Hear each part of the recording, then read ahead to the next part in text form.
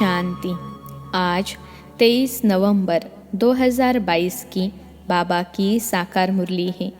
मुरली के महावाक्य है, मीठे बच्चे बाप समान खुदाई खिदमतगार बन, आसुरी सोसाइटी को दैवी सोसाइटी बनाने की सेवा करो, सर्विस का शौक रखो। प्रश्न है, कई बच्चे पुरानी दुनिया को भुलाते ही नहीं भूल पाते हैं, उसका कारण क्या है? उत्तर है, उनका कर्म बंधन बहुत कड़ा है। अगर नई दुनिया में बुद्धि योग नहीं लगता है, बुद्धि बार बार पुरानी दुनिया तरफ भागती रहती है, तो कहा जाता है इनकी तकदीर में नहीं है, अर्थात कर्म ही इनके खोटे हैं। दूसरा प्रश्न है, कौन सा स्वाद आशय तो तुम सर्विस के बिगर रह नहीं सकते? उत्तर है, रहमदिल बनने का स्वाद। जिसे ज्ञान का स्वाद आया है, वही रहमदिल बनना जानते हैं। रहमदिल बच्चे सर्विस के बिगर रह नहीं सकते। गीत है, तू प्यार का सागर है। ओम शांति। यह जो अक्षर सुने, तू प्यार का सागर है। तुम बच्चे जानते हो कि यह बाप सबसे प्यारा है। बाप को जब याद करते हो तो वर्षा याद आ जाता है। जिसको बाप याद आएगा, निश्चय हो जाएगा तो ज़रूर खुशी होगी। यूँ तो शिव के मंदिर में भी जाते हैं तो शिवलिंग को शिव बाबा ही कहते हैं, परंतु उन्हों को इतनी खुशी क्यों नहीं होती है? वह तो शिवलिंग पर दूध, फल, फूल आदि चढ़ाते हैं। तुमको तो दूध आदि चढ़ाने की दरकार ही नहीं।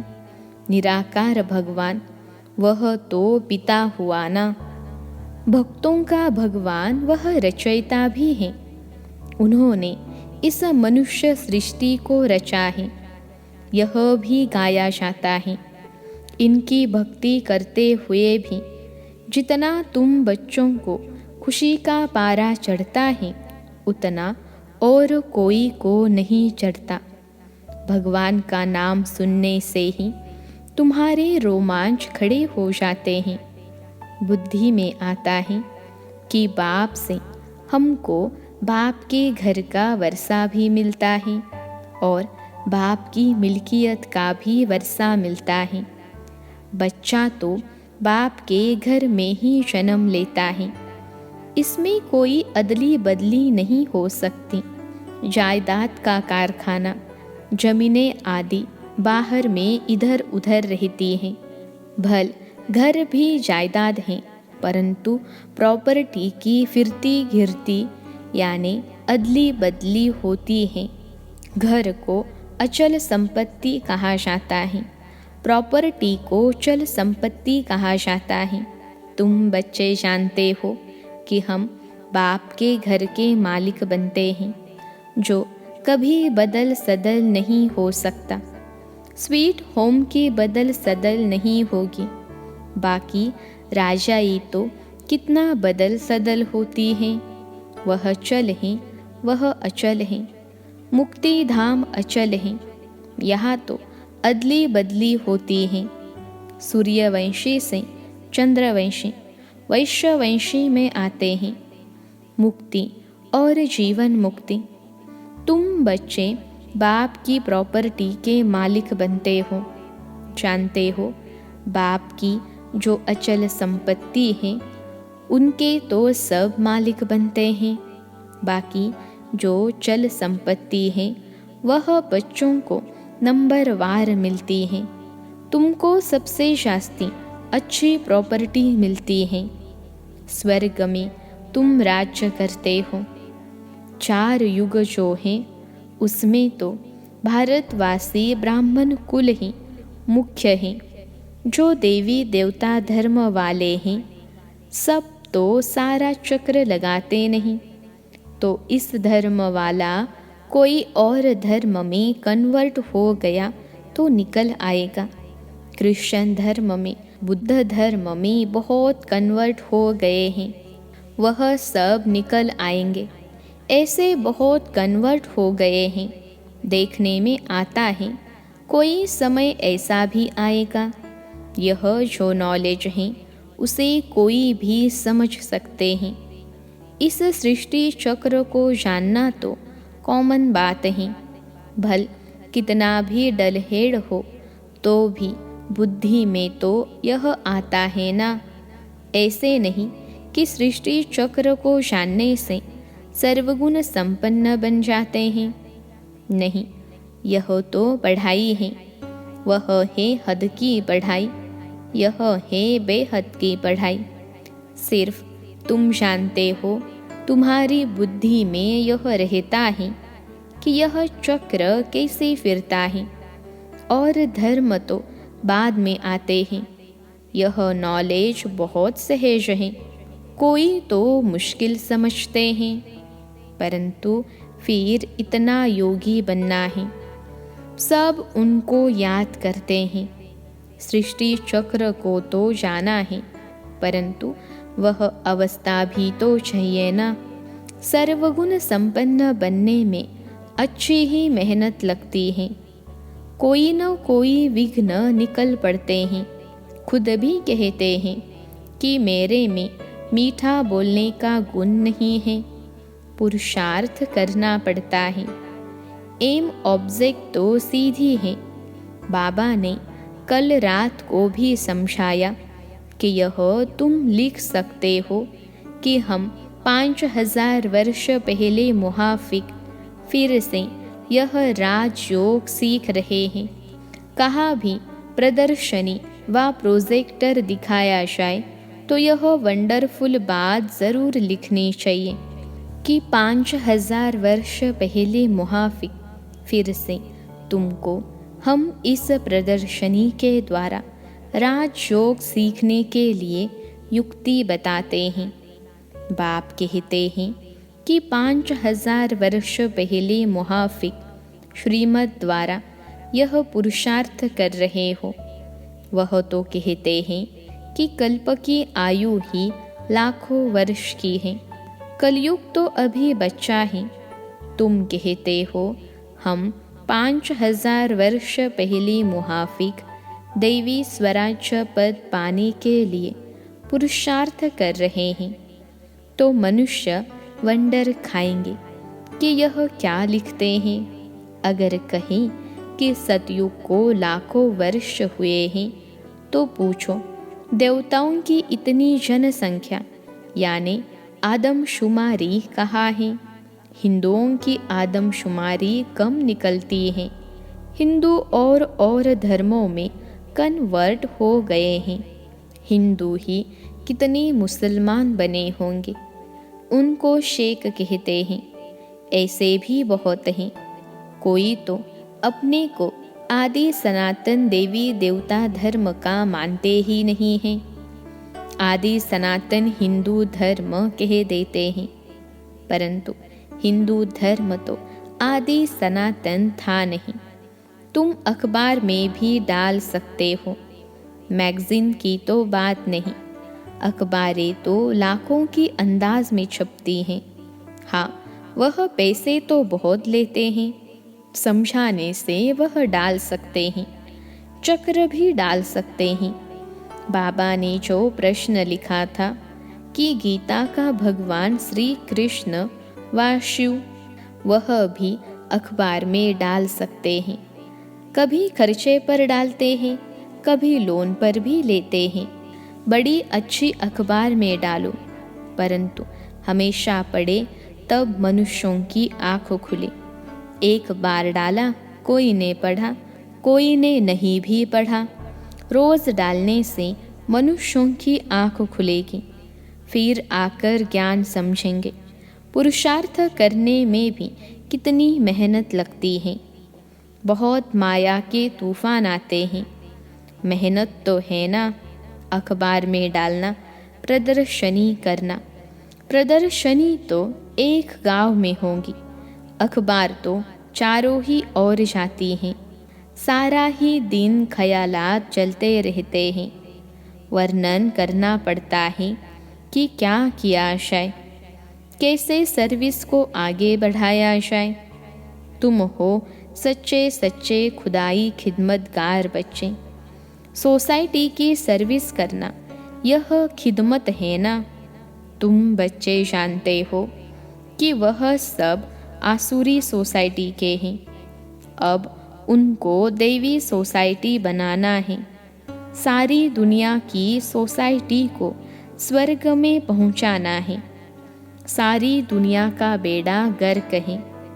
दुनिया पहले स्वर्ग थी, अब नरक बन गई है। यह चक्र कैसे फिरता रहता है? ड्रामा है ना। जब स्वर्ग है तब नरक नहीं। कहा गया नीचे। ड्रामा को फिर फिरना है। यह चैतन्य ड्रामा है। सेकेंड बाय सेकेंड जो एक्ट करते हैं यह तुम्हारी बुद्धि में है, और तो कुछ भी नहीं समझ सकते। ड्रामा को समझ जाए तो फिर यह बातें ठहर न सकें कि यह कल्प लाखों वर्ष का है। स्वस्तिका भी बिल्कुल ठीक निकाला हुआ है। स्वस्तिका की पूजा भी करते हैं, परंतु उनको यह पता नहीं है कि क्या चीज़ है, अर्थ कुछ नहीं। तो यह चक्र समझाना पड़ता है। तुम्हारी बुद्धि में ही यह चक्र फिरता रहता है। तुम कहते हो कि हम मनुष्य से देवता, नर से नारायण बन रहे हैं। यह राजयोग है। त्रिमूर्ति का चित्र तो सारा दिन बुद्धि में रहता है। ब्रह्मा द्वारा विष्णुपुरी की राजाई मिलती है। शंकर द्वारा यह आसुरी सृष्टि खलास होती है। बस बुद्धि में यही ख्यालात चलते रहें। बहुत खुशी में रहना होता है। बाबा लॉकेट भी बनवा रहे हैं, जिससे तुम बहुत सहज रीति समझा सकते हो।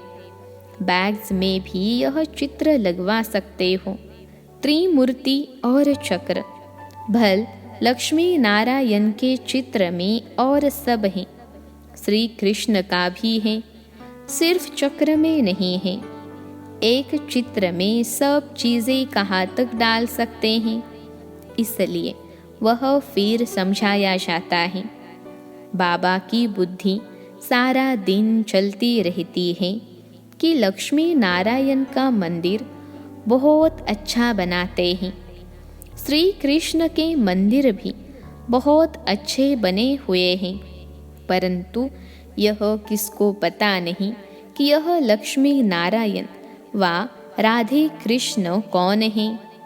तुमको अब कितनी नॉलेज मिली है, कितनी खुशी होनी चाहिए। कहाँ भी जाकर तुम सर्विस कर सकते हो। श्रीनाथ द्वारे पर भी जाकर समझा सकते हो। ट्रस्टी लोगों को समझाओ। कॉस्केट पर कोई भी बड़े आदमी को समझाने से बहुत खुशी होगी। समझेंगे कि यह तो जैसे भगवान स्वयं रूप धारण कर समझा रहे हैं। कोई कोई बच्चों में सर्विस का बहुत शौक है, परंतु बड़ों बड़ों के पास जाते नहीं हैं। कहाँ भी जाकर तुम मुलाकात कर सकते हो। खर्चे की बात नहीं है। पहले तो यह समझेंगे कि यह कुछ शायद लेने के लिए आए हैं। सर्विस के लिए अनेक प्रकार की युक्तियाँ रचनी चाहिए, नहीं तो टाइम वेस्ट हो जाता है। हर एक को अपनी दिल से पूछना चाहिए। बहुत रहमदिल बन बहुतों का कल्याण करना है। ज्ञान का स्वाद नहीं तो रहमदिली का स्वाद नहीं आता। नहीं तो तुम बच्चे बहुत अच्छी सर्विस कर सकते हो। बाबा तो सर्विस की युक्तियाँ बहुत बतलाते हैं। सुना बस भागे। अगर फुर्सत हुई, सर्विस का बहुत शौक होना चाहिए, तब तो ऊंच पद पा सकेंगे। इस त्रिमूर्ति चक्र पर बहुत अच्छी सर्विस कर सकते हो। फॉरेनर्स भी कोई आए तो उनको समझाओ कितनी अच्छी नॉलेज है। यह तो वर्ल्ड की हिस्ट्री ज्योग्राफी की नॉलेज है। सन्यासी लोग बाहर जाते हैं भारत के प्राचीन राज्यों की नॉलेज देने, परंतु वह दे नहीं सकते। तुम्हारे पास फैक्ट्स फिगर्स सब हैं, परंतु समझाने की हिम्मत चाहिए।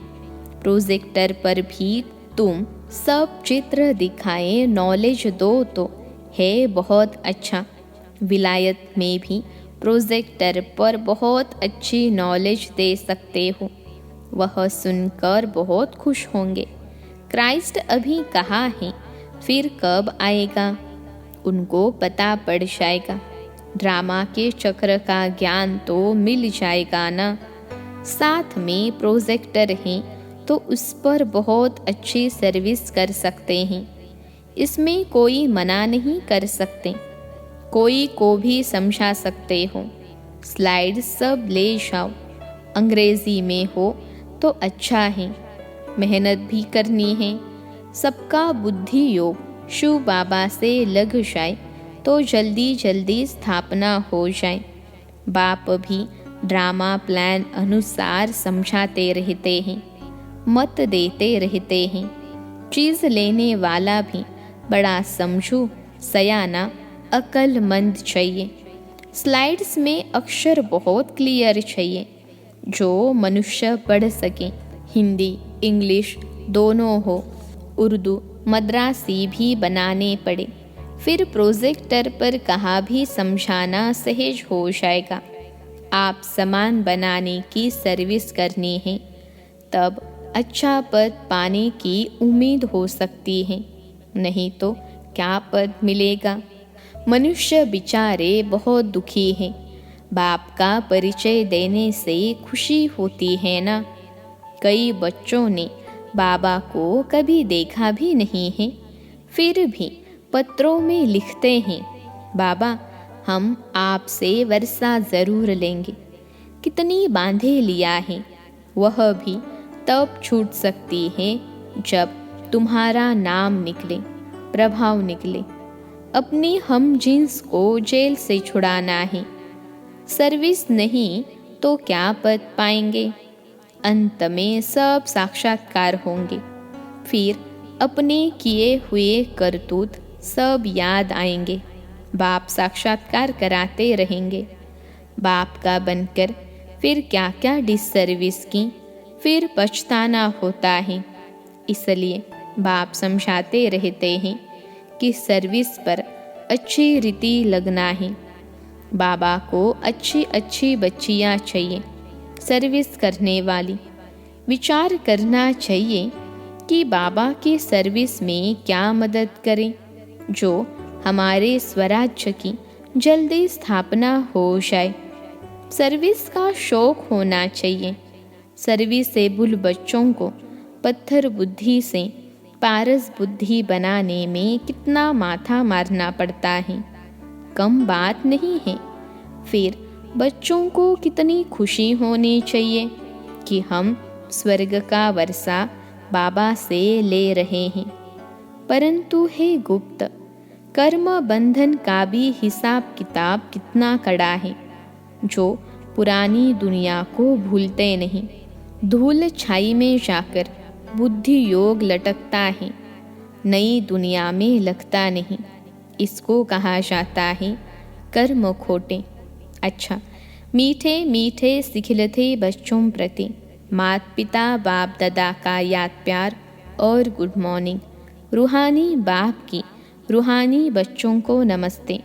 हम रूहानी बच्चों की सिखिलते रूहानी माता पिता बाप दादा को याद प्यार, गुड मॉर्निंग और नमस्ते बाबा नमस्ते।